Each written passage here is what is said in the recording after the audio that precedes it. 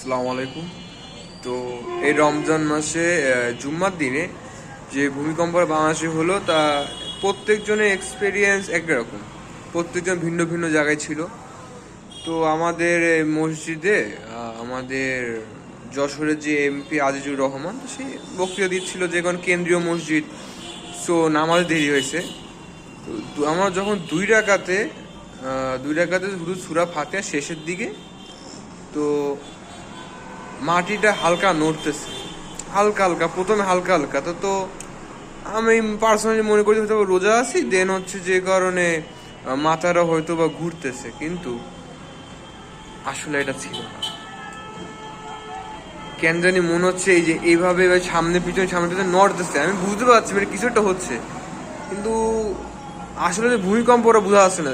লাস্টে যখন শেষের দিকে হুজুর সূরা ইখলাস ধরবে, দেন ওই সময় জোরে ঝাঁকানি দিয়েছে। হুজুর দেখি সূরা মানে যত ভলিউম আছে চিল্লায় বলছে সূরা ইখলাস জোরে জোরে পড়তেছে। এখন সবাই আমি আতঙ্কে পড়ে গেছে।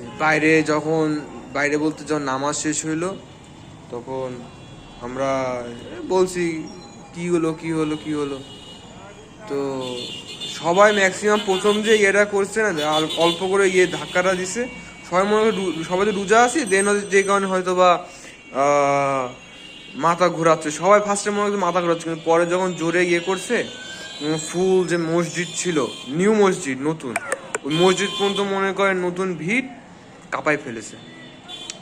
আল্লাহ সবাইকে মাফ করুক, সবাই নেক আমল করুক, মা বাবার কথা শুনুক, নিজের ক্যারিয়ার নিয়ে ঘুরুক। দোয়া করি সবার জন্য। আল্লাহ হাফেজ।